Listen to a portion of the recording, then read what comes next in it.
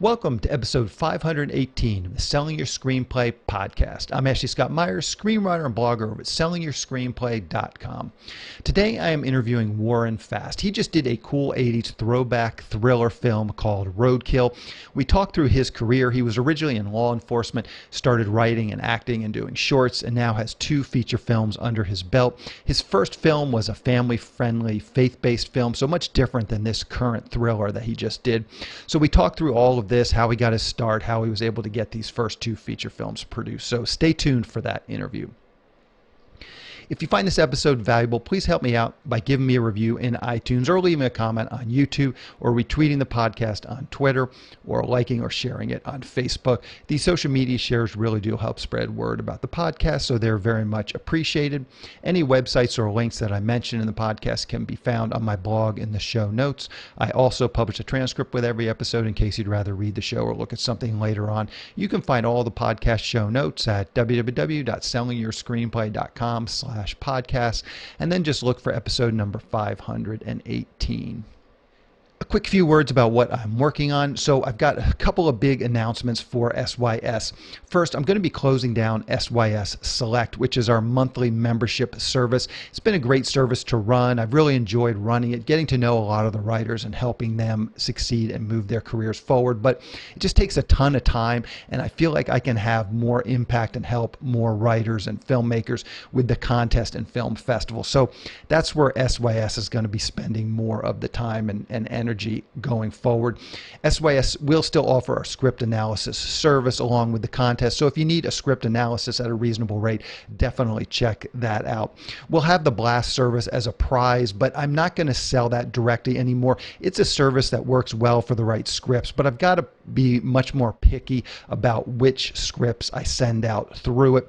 Only sending vetted scripts that come through the contest is probably a better way to utilize it. Then the producers on the receiving end of this blast, they'll know that the quality of the scripts is likely higher since it's a vetted script that came through the contest, and hopefully that will lead to them being a little more inclined to actually request and ultimately read the script. As part of this effort to rein in SYS a little bit, I'm also going to be cutting down the podcast down to just once per month. Hopefully that will give me more time to spend doing the interviews, preparing for the interviews, so I can really make the podcast a little more polished, hopefully give a little more value through it to writers. So keep an eye out for the podcast. Again, it'll just be once per month on the first Monday of every month. So with that said, we've officially opened up SYS's 6-figure film festival and screenplay contest for entries this year. So do check that out. If you have a low budget screenplay or a film, we're taking features and shorts. You can find all the details on our website at sellingyourscreenplay.com/contest. Anyways, those are some of the announcements. Any questions or comments, I'm easy to get a hold of. Definitely just drop me a line, info@sellingyourscreenplay.com. Anyways, now let's get into the main segment. Today I am interviewing screenwriter and director Warren Fast. Here is the interview. Welcome, Warren, to the Selling Your Screenplay podcast. I really appreciate you coming on the show with me today. It's an honor, sir. Thanks for having me. I appreciate it. So to start out, maybe you could tell us a little bit about your background. Where did you grow up and how did you get interested in the entertainment business? Thank you. I've been writing my whole life, and just, I started with a novel back when 2003, I was able to complete a novel because I just loved writing. I've been writing since I was a kid, inspired by people like Sylvester Stallone, who got his first screenplay, produced and all that. When I was 9 years old when that Rocky movie came out, so that inspired me. But I was able to get a novel published in 2003, and it was a very hard process for me.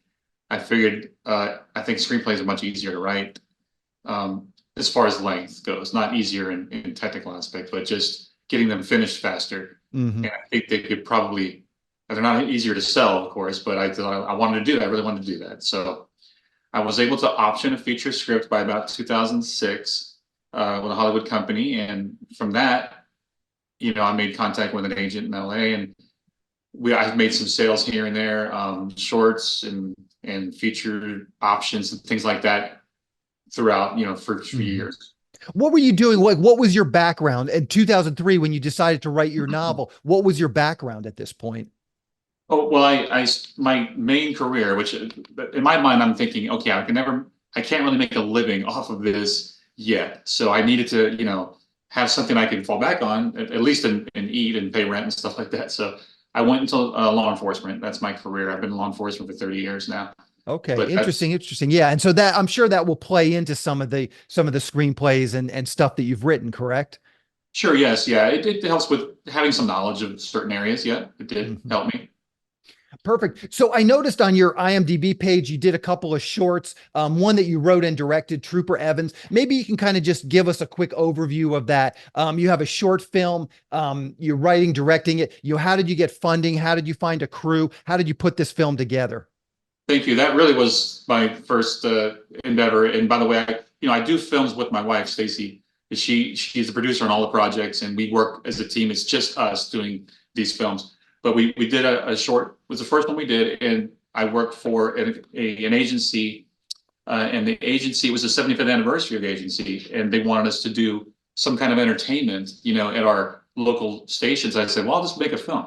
So I made the film, and it was all volunteer. We didn't raise any money because it was a volunteer project Mhm. and no not for profit or anything. So it's a little different than the next one. I didn't really raise money for that one, Mhm. but I got a crew together that wanted to be involved because the message was basically showing the history of the agency with a touching story of different generations involved in that story. Mhm. So I get a couple questions on your novel. So as someone that's in law enforcement, you write this novel. What were some of those first steps to trying to get it published? And maybe you can kind of give us, I know there's a lot of screenwriters that have a novel. They're trying to work through some of these things. So just in quick, in a minute or two, just give us your summations. I mean, you must have tried some things that simply didn't work for you. And then you must have tried some things that worked a little better and some things that worked pretty well. Maybe you can just sort of tell us, once you had this novel written, what did you do to actually get it published? Okay, well, again, this is 2000, early 2000s, so it wasn't the same as now with internet Mhm. as easily now. So I had to literally type out all my query letters by hand and, typewriter or whatever, and mail them and all that. So I had to get a query letter together on the story once it was completed. And back then they used to have something called the Writer's Digest, I think it was called. It's basically like an internet in a book. It's about this thick of all the publishers in the country. And I would go through and find out which ones I could target that would meet my story that I was trying to write. And I would target all those and send the query letters out and wait for all the no's to return. And eventually there was one that wanted to do it, and we made a deal. So in the process was daunting. I'll tell you that. The writing process was daunting, and the trying to get it published process was really daunting because of all the outreach I had to do, and I couldn't Mhm. just send an email. It wasn't like that back then. It was different. Yeah, yeah, yeah, for sure. Okay, so let's dig into your first feature film a little bit and kind of just talk through that. Finding Grace. Again, how did you put this film together? What was your sort of intention, and then ultimately, what did you end up doing with this film? Thank you so much. I've been a screenwriter. I've been making sales here and there, options here and there, and every once in a while they would produce something that I did, and I was happy with what they did, but a lot of the times it would be different than what I'd written in there. They changed, quite a bit of what I'd written, or it wouldn't be produced at all. That was the main equation. Was most of the stuff I'd optioned or sold didn't get produced. So I'm Mhm. like, you know what? I want to get my stuff out there. So let's write a screenplay that I can afford to do, and that's what I did. I came up with a story. I felt it was, inspired, but I give a lot back to the Lord. I love the Lord, and it's kind of my wife and I. So I prayed a lot about it, and I think I got an inspirational story out of what I was asking for. So I got that story, Finding Grace, about a family going through some troubles and dealing with it by coming together and with faith. And so I made the budget low enough that we could do it and raise it with a few investors here and there, and get it done. So that's what we did. And I went searching. I targeted distributors that I thought might be interested, and we were able to get a couple little pre-sales going with it. So that helped. And then eventually, when excuse me, when we had it produced, then I got stars attached to it too. That's one of the things I knew was a formula, was to get names attached. So I sent my screenplay to names that I knew might be interested in it, that they've done an independent film, that they were very recognizable and they were very talented. And each one of them really responded well to the story, and they wanted to be attached. So we did that. And then eventually we did a pre-screening, and we got distribution. It was award winning too. We were able to get the Best Picture nominations and several nominations for the film. hmm So how much just, I guess, pre-planning? I mean, there's a whole Mhm. niche in the this sort of family or faith-based films that we don't necessarily hear a lot about. Sometimes I've had screenwriters and filmmakers on that work in this niche, but I'd just be curious, how much did you know about this niche? Are these films that you watch? You watch a lot of these faith-based films. I know there's these sort of Dove ratings that you get that sort of gives you sort of an in. Maybe you can just talk to that a little bit. How much do you know about it? And then how much did you use that knowledge to actually make this film, Finding Grace? Well, I'd seen some films in the genre, and I knew what I wanted to do. What I wanted to do with the film was different than what I had seen. Not to take anything away from the films, but I wanted to do a film more of like you're showing the gospel than kind of telling or explaining the gospel. So that was my main effort with the film, was to kind of give an illustration of the gospel by just watching his family go through stuff, and it would, to me, it would be more, have more connection with the audience, and you would feel more for the characters in that way. So I had seen, now the process of making the films, I really had no idea. Really, I just was kind of like stumbling my way through it and Mhm. trying to figure out here and there. And I started into acting. What I did do, one thing I did do was start acting. That was probably 8, 10 years ago. And that was to help my writing, to the craft, to get better at it, and to feel for the actors and what they're feeling. If I'm going to direct them, how they're going to feel and stuff. So that did help me a lot. Learning the process, because I had networked a lot in that, during that process, did a couple big films, and even in background stuff. Even as a background guy on gigantic films, you learn a lot, because you're on set, you're seeing how they're moving the sets around, you're seeing the actual director on set and how he talks to the Mhm. people. So that helped me a lot, learn. So then, Roadkill is kind of a 180 from faith-based films. What was there any inclination to sort of lean into that and get known as a director, as someone that's doing faith-based films, since that was your first one? Yeah, so my philosophy on writing is I don't have any genre that I stick to or anything like that. I just like a good story. And as screenwriters, you can probably understand that. There's Mhm. good stories in almost in every genre. You can, as long as characters are great, you have a workable story, good plot outline, and you're hitting the beats along the way. Um, People will be interested, and they'll want to follow along. So you can take these characters you've created, and you can place them into any environment, and they'll still want to follow them. That's kind of the hook of series, right? Like, people get hooked on the characters, not really like the situations or anything. They're like, oh, I Mhm. want to go watch and see what happened to so and so now in this episode, right?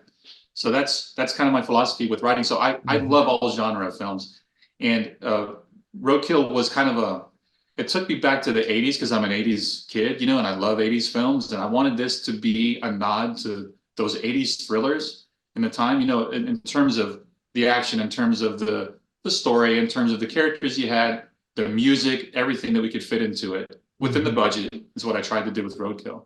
Yeah, yeah. So we'll dig into that in a minute. I just have a couple questions about, you've mentioned that you've optioned and sold a couple of things. I assume some of those are the short films that you have writing credits on. Yes, But yes. maybe you can just talk about that a little bit. How did you get these options? I mean, here at Selling Your Screenplay, we sell services to screenwriters to help them, get their scripts to producers. There's the Blacklist, Ink Tip. Just Yeah. what did you, as you were finding your way, what services did you use? And then ultimately, what did you find was successful to actually get some of these script options? Yeah, cool. Thank you. Stuff you mentioned is, yes, I've used all that. Ink Tip is actually one of the most successful ones I've used. I've had a lot of contacts through Ink Tip on my own, and made good sales through them. I did have an agent early on that we still work with. I still work with him. Um, but I'll tell you, really, most of my sales and contacts have been on my own. Hmm.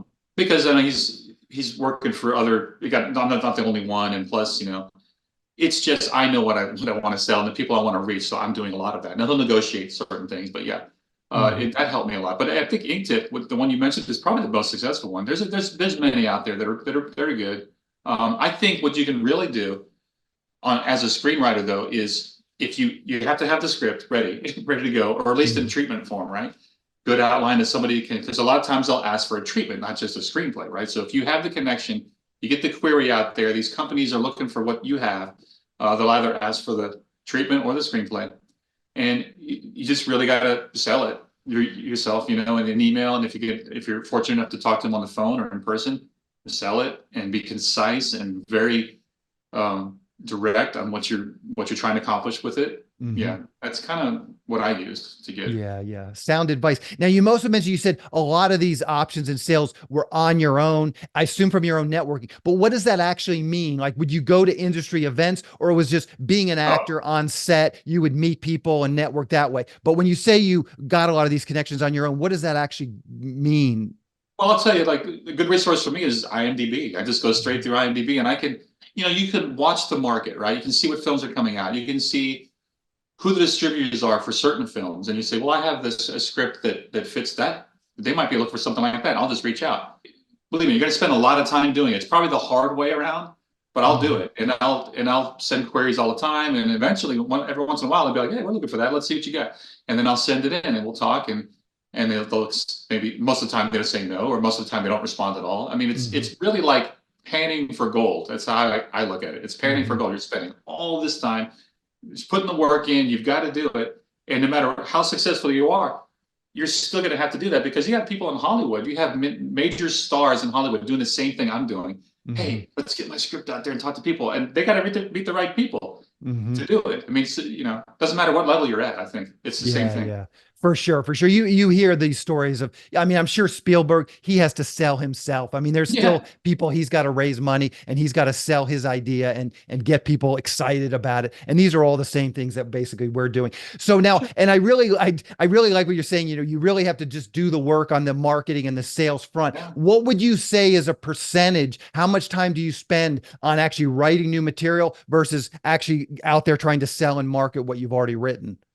Ooh, that it's I spend a lot of time writing, I try to stick to a schedule for writing because if you don't stick to a schedule, you'll never get your stuff done, right? Mhm. And so I do that. I'm probably it's probably about 50% of the time, 50% writing, 50% marketing, and Mhm. trying to get it out there. That's Yeah, probably what yeah. I do. And I hope people hear that, because I think when I run into especially newer screenwriters, typically when I start to talk to them, it's more like 98% time writing and 2% marketing. And they can't understand why nobody's willing to read their scripts. And I think a Sure. 50-50, as shocking as that may sound to a lot of newbie screenwriters, I think a 50-50 break is probably pretty reasonable. Um, Thank you. yeah, yeah. So, okay, so let's dig into your new feature film, Roadkill. Maybe to start out, you can just give us a quick pitch or log line. What is this film all about? Yeah, so on the outside, Roadkill is a woman in peril story, but with a twist, right? So it's a young woman on the road traveling alone, lost in the back roads of some county, and she gets kind of lost, and she runs into this renegade, hitchhiker drifter guy that he might knows the area. He maybe give her some directions, and Hmm. it's the '80s, so I mean, it's probably more believable that she'll Hmm. pick up this guy lost and like humble in the '80s than you would now. I understand that nobody's going to pick anybody up nowadays. Hmm. So it's set in the '80s for that purpose, kind of for the story too. And so they start traveling, and it's about their journey. It's really the girl, the driver. Her name is the driver. That's her. I didn't even give her a name. The driver's journey, but they're together, and things start happening around them where there's a manhunt going on, and we got to figure out what's happening around them, where these bodies are turning up, and how do we get these people through it? And they end up in a fight for their lives together. So, And what was the genesis of this story? Like, where did this idea come from? Why did you decide to make this story now? well, it was one of the short films that I had a while ago that had been optioned, Hmm. as a short film, and people tried to do things with it at a certain point. But I always felt it was a feature. I think this really it's going to explode if I get it to the feature level. So what I did was I took the idea of just these two individuals in kind of they're both enigmas and they're both traveling together, but you don't know their backgrounds, but they both have these motivations that are subtle and hidden. So I wanted that in a feature film, and I think I could carry it along. And I think the formula I came up with after the rewrites worked, uh, apparently, because we had a lot of good success with getting attachments on the film and distribution, interested in it. So I just took the characters, I expounded upon them, and developed this story from beginning to end with the plot, with the twists in there and the subplots in there, and that's kind of what I did. That was how it started. That's where we came up with the end of it. Gotcha. Okay, so let's talk through your writing process a little bit. Maybe you can just sort of talk about your writing process. It sounds like you have a real routine down, but where do you typically write and when do you typically write? Do you have a home office? Do you go to Starbucks? You need the ambient noise? Do you write in the morning? You write middle of the night? Just talk through sort of your just writing process. Cool, thank you. Yeah, evolved over time, but Hmm. now, um, my wife will tell you because I have to have complete silence. Can't have any noise. Can't have any music. I don't deal with music, anything. That's all distracting to me. I'm rather ADD, so I've got to be focused. So I need to have the time. And when I sit down to write, I try to do it for like 5 hours straight. So I will because as you start to write, it's kind of a graph. Like you start, here I am, and now you go up and you start to reach a peak in your writing, and then you'll start to like wane. Okay, well, I'm not really pulling out what I need to pull out, and then I'm going to end. So to me, that's about a 5 hour process. So if I can set Hmm. aside 5 hours, I'll do that. And so what I try to do, ideally, is like 2 days during the week, 5 hours. Like I work a regular job, so I'll get home and I'll write for 5 hours if I can do that. And then on a Saturday or one of the weekend days, I'll do that process during the weekend. And sometimes I'll go longer on the weekend because I'll start early. And earlier is better for me. I'm obviously more fresh than in the evening. Sometimes, I've Hmm. fallen asleep writing before, and it's not good. So that's the process. And before, I don't know if I just to go further, but before I even write a script, I'll have the outline done first. I'll do Hmm. my outline, which is the scene, every scene. Sometimes I go down to individual shots before I start writing, and I'll do all of that, and then I'll write a treatment out of it, and then I'll go to the screenplay. Gotcha. And then how much time do you spend in the outline stage and then the treatment stage and then the actual writing stage? I just like to get a sort of a sense of the scope of just where a lot of your time is spent. It really depends on the story because I encounter writer's block like a lot of us, right? As writers, we hit that, and I work on multiple screenplays at a time. So right now I'm working on two right now, back and forth, and then I'm rewriting another one. Well, I write slow for one thing. So once I get to the actual writing of the screenplay phase, I only go about a page an hour. I don't know if anybody's different than me, but that's as fast as I can do it. And that because that encompasses also the rewrites and stuff. So I'll write for let's say I write for 10 pages at one sitting, which is astronomically fast for me. I would say more like 5 or 6 pages at a sitting. Sometimes I'll rewrite 3 of those pages. So that process of writing the script is usually about 60 days. I can do that once I start it. The script, it's about 60 Mhm. days, and then the outline process could take longer, obviously, because that has to be really good before I even start that. So I would Mhm. say maybe 3 to 4 months of the outline treatment stage before I start writing it. So when you think about it from when I first think of the idea to the final draft, 5 6 months, maybe like that, 5 months, something like that. But now some go faster. Like Finding Grace, my first film, I wrote it in 6 weeks, which is very fast. But again, I think I feel it was kind of divinely inspired a little bit to help me with that one. Roadkill took a little longer. Yes.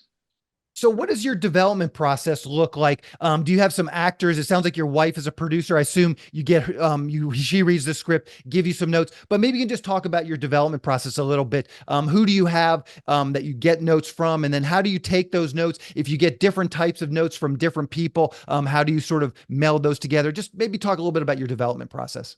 Sure, thanks. I sometimes get notes from outside and other peers. Sometimes, rarely though. But my wife has the main one. What I'll do is when I finish the screenplay, sometimes when I do even part of the screenplay, but definitely when I finish it, I'll read the screenplay to her and I'll do all the parts, all the voices and everything. So I do that and I get her reaction and I get any feedback and notes from her at that time, and then I move forward and any rewrites. And then as I'm doing that, I'm hearing it, I'm seeing it, all that, and then I can go back. Look, if I make any adjustments, I can do the polish after that, and I'll do it that way. Mhm. That's did that answer the question? Yeah, Kind I of. think so. Yeah, I think so. Yeah. And I'm curious, how do you approach screenplay structure?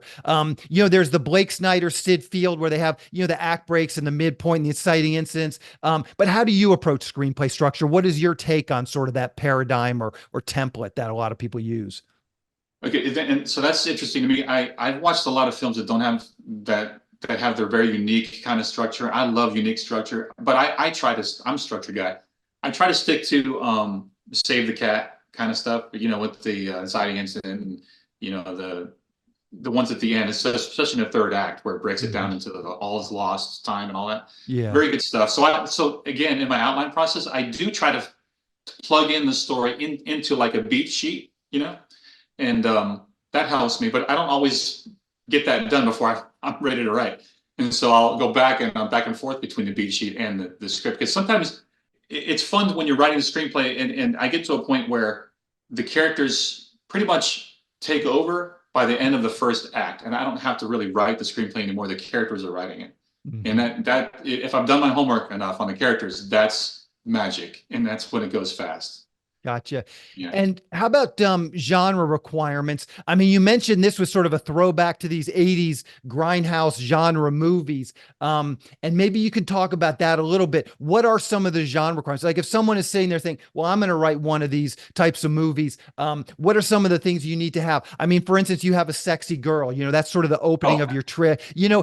But there are these sort of requirements. You have the mysterious, guy that she picks up hitchhiking. I mean, I think Rutger Hauer did one of these Oh, similar yeah. movies in the 80s. There's a lot of this sort of tried and true thing. So maybe you can speak to that. What were some of the movies you watched to prepare for this? And then Yeah. ultimately, what are some of those genre requirements that you sort of want to lean into?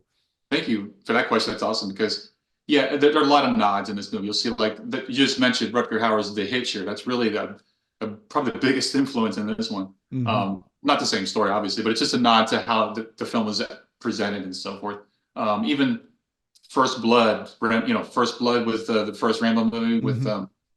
Sylvester Stallone's Stallone. Yeah. thing, Yeah. with even the look of the hitchhiker and stuff like that. That kind of was kind of a requirement. And what the biggest requirement I had for this film being an 80s genre film was the score. It had to have an 80s type score and music involved in it. Now, we didn't have the Hollywood level licensing budget, but we did our best with the music. For example, there's a band called the Velveteers, and I can't praise them enough. They are an up and coming band.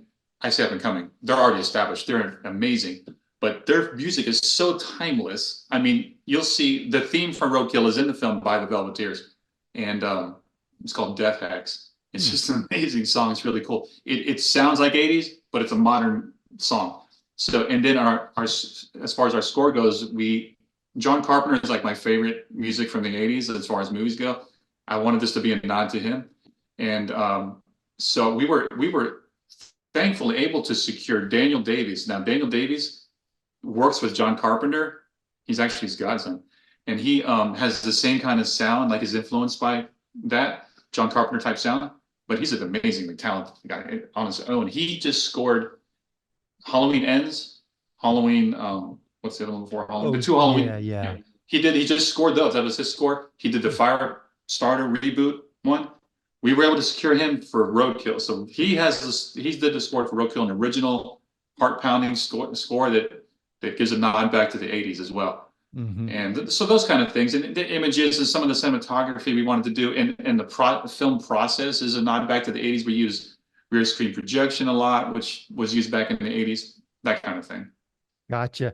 Now, in terms of, I just talked to a screenwriter yesterday who has a script set in the 80s. And that was one of the first questions I had for him is, does Yeah. this need to be set in the 80s? I mean, you could have definitely done a throwback to an 80s film set in the year 2023. And I'm just curious, how much do you think that affected your budget, production value? I mean, it's a double-edged sword. It's going to cost a little more, but I think it also does set you aside, it sets you apart from other low budget independent films having these things. But you got to get the cars, you got to do the hair Yeah. differently, the clothes. There's a lot of production things that go along with an 80s thing. So maybe you can talk through that decision.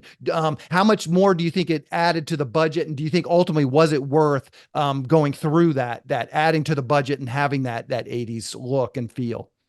Yeah, I think for this story, it had to be 80s because I don't think you would have got the same feel on a modern take with it. Because for one thing, and it's kind of a small reason, but I mean cell phones. I mean, yeah, you can get directions off your GPS driving around. Why should you just stop for this guy?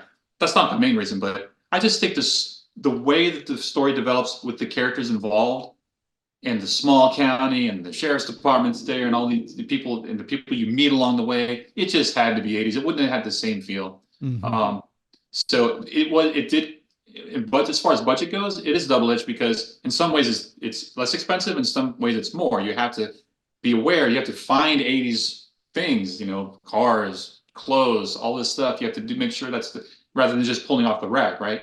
But it's kind of a rural setting too, so that makes it a little easier. Some of the sets are not, we don't have gigantic crowds or anything, or we don't, have like big parking lots full of cars. So in that way, it wasn't that bad. But yeah, you have to be aware of it, and you have to be more aware in every scene. Like your continuity person has to be, oh man, you got to pull that out of the frame. That's a '90s cup or whatever it is, that kind of thing. So you got to be aware of those things. Gotcha. So setting up production value, production design had to be on top. Gotcha. So, okay. So once you had a version of the script that you were happy with, it sounds like you and your wife were already knew you were going to go and produce this as opposed to trying to try and sell it to somebody else. Correct. You wrote this one in an effort to go out and produce it. Well, I'll tell you what, every script I write, I always try to sell it first. So, yeah. Okay. I mean, why not? So I try to sell it, and then the next level is co-produce if I can do that. But then I get impatient. For example, for our first film, Finding Grace, I wanted to sell it first, and couldn't do that. It was unknown. Nobody knew who I was at all. They still don't know it really, but back then they really didn't know. And so didn't have any problem. But then I found one company was willing to co-produce, but they didn't co-produce fast enough. So I was like, well, I'm going to do it myself. So I just went ahead and did it myself. I figured I think I can get it out there faster. So again, I'm impatient sometimes. So. But the goal is always, yes, to sell for every script I write, no matter what. Now, I say that, but there is one I'm working on that I really want to do. At least I want to direct it for sure. If somebody picks it up, that'd be great. But I want to be involved in the directing and stuff. So yeah. Mm-hmm. So how did you guys? Okay, so you had a script that you liked. How did you go about trying to raise the money for this? What was your for Roadkill? You're saying? Yeah. So for Roadkill, we were fortunate that we made money on our first film. We got full distribution on our first film. That was such a blessing. And we waited a little bit of time, and it contributed to the funding of Roadkill. And then we, put our own money into it, Roadkill as well. We looked at investors, but we weren't sure we wanted to do that because we figured, we could probably cover the budget with what we've got. Let's just do it ourselves. At least we'll have this one film that is completely ours. Mm-hmm. It just comes back. I have to listen to anybody about what to do with, the story or anything. So I just did it. We completely funded it ourselves. Mm-hmm. We were able to keep the budget low enough to do that. Gotcha. Okay. So then once you had the film finished, what was your strategy to get distribution? Did you go back to the same company that distributed Finding Grace? And then did you go to film festivals? Maybe talk through that process a little bit once you had a finished film. Yes. Of course, I always give first right of refusal to whatever company I worked before with, but it just so happens that this film is not really in the brand of the one. So that's fine. That's great. But so we went expounded upon that, and we searched a lot of companies. We tried to target ones that would be conducive to the film and would want the film. And we didn't do the festival route because I'm not knocking festivals. I'm sure they're awesome, but I'll target festivals for each individual film. I won't send to a lot of them. Like Finding Grace, we just put it in one festival because it was I didn't want to, because we had pre-sale distribution on already, so that hurts it. You can't really do that. So Roadkill, we knew that we didn't want to do the festival route. We were fine. Again, I'm impatient because festivals you have to wait, right? You have to put it in and wait for somebody to skip. Maybe I could have done that. I decided not to. I just went straight to distribution, and we settled on a very good distributor. We're very thankful with the one we got. We had a couple at the end that were not kind of giving us different deals, and I decided on the one we went with because they gave us a better deal, and we have a great deal now with it, and it's in theaters, so we're thankful for that. Yeah. So a lot of films from Uncorked Entertainment have come through. You guys are with Uncorked, correct? Yes, that was the final we settled with. Yes. Yeah. So a lot of films have come through there, and I've actually had Keith Leopard on the podcast to talk. Oh, awesome. Yeah, and he has a good reputation, and I've always heard good things about him. So just in general, if you you meet a young person, they come up to you and they say, "I want advice to get into the business, to be a writer, to be a director." Just what is your advice these days to young people trying to get into the business? To be a writer. Yeah, to writer or director. Oh, writer director. So for I would say get on as many sets as you can get on, whether or Hmm. not you're acting or not, whether you're a PA or whatever you're doing, get on as many sets as you can do. Sometimes, I worked for free before. I worked for student films when I first started out. Just get on that and get the experience. Network with all the people you can meet. Be as professional as possible. Have thick skin. Take criticism. Warranted criticism, not just people bashing you, but listen to those. And if you can find mentors here and there, they're good. But really practice your craft, whatever you're trying to do. Like if it's writing, write, just write a lot, read a lot of screenplays. Um, do that. That helped me a lot. Just reading screenplays, and then writing, having ideas and writing, even if it's not great, just keep writing and writing. I never throw anything away I write, no matter how bad it is. I'll save it somewhere and I can go back and I could maybe tweak a little bit out of it and pull it to use somewhere else. That kind of thing. For directing, get on films. That's why, even if you're a PA on the smallest of films, you're going to see what their process is, and you're going to see what's good and bad, and you're going to take what's good and discard what's bad, and you can use that in every experience. Will help you in each time, and that way you can start to develop your own process. And that's the main reason we did the short film the first time, was to get on set, work with individuals, where it's only for like 2-3 days, right? And I can see what our rapport is like, what scheduling is going to be like, what food's going to be like, what wardrobe, all the little things that you don't think about sometimes when you're writing a script and you're thinking, oh, I can direct this. Because when you start producing a film, there's so many things involved, And when it's just like, for example, in our case, me and my wife, it is so taxing to get it done. So pre-production is very important. But I would say for somebody starting out, yes, get on set, talk to people. Yeah, yeah. Excellent advice. What have you seen recently that you thought was really great? HBO, Netflix, Hulu, anything you've been watching recently that you thought our screenwriting audience would enjoy? Oh, as a screenwriter, I loved on Netflix. I happened to turn on, and it was this show called Made. I don't know if you've heard of it, but it's on. It hit, and it's just a limited series. I like limited series because that way it's a beginning, middle, end. I don't really get in too much into the series that go on and on, but Made was a limited series. It was 8 episodes, I think, and it was about a single mom, leaving a quote quasi abusive relationship, trying to make it on her own, trying to find herself. It was just the greatest written story, in my opinion, I've seen in a long time. I loved it. Okay, And yeah, that's a really great recommendation. Yeah, I'll have to. I have not heard of that, so I'll have to check it out. It's Made Made, on MADE or MAID? MAID on Netflix. Because she becomes a maid to try to, here and there. It's part of the plot, a little bit of a sub story, but yeah, great movie, great touching thing.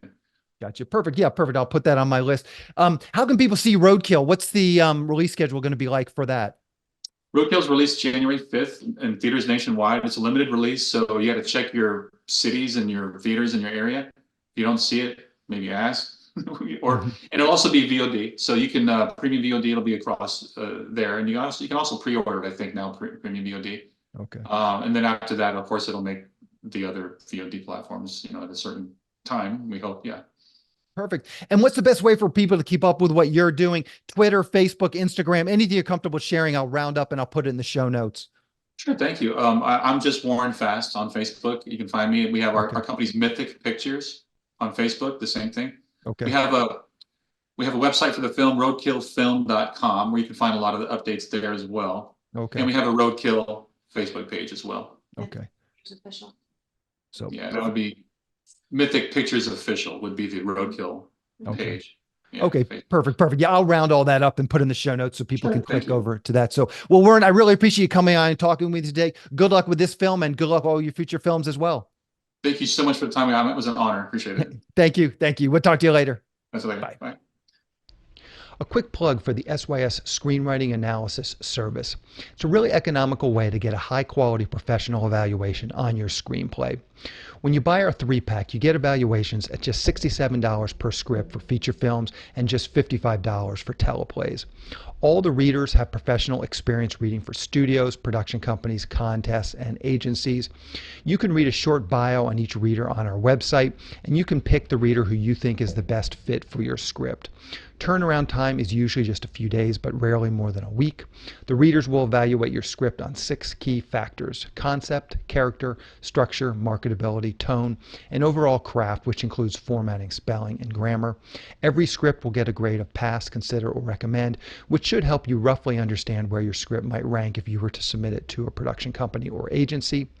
We can provide an analysis on features or television scripts. We also do proofreading without any analysis. We will also look at a treatment or outline and give you the same analysis on it. So if you're looking to vet some of your project ideas, this is a great way to do it. We will also write your logline and synopsis for you. You can add this logline and synopsis writing service to an analysis, or you can simply purchase this service as a standalone product. As a bonus, if your screenplay gets a recommend or a consider from one of our readers, you get to list the screenplay in the SYS Select database, which is a database for producers to find screenplays and a big part of our SYS Select program. Producers are in the database searching for material on a daily basis, so it's another great way to get your material in front of them. As a further bonus, if your script gets a recommend from one of our readers, your screenplay will get included in our monthly Best Of newsletter. Each month we send out a newsletter that highlights the best screenplays that have come through our script analysis service. This is a monthly newsletter that goes out to our list of over 400 producers who are actively looking for material. So again, this is another great way to get your material out there. So if you want a professional evaluation of your screenplay at a very reasonable price, check out www.sellingyourscreenplay.com/consultants. Again, that's sellingyourscreenplay.com/consultants. So that's this week's show, and as mentioned, I'm going to be cutting the podcast down to just once per month. So the next episode will be published on the first Monday of next month, which will be February 5th. So keep an eye out for that episode. Thanks for listening.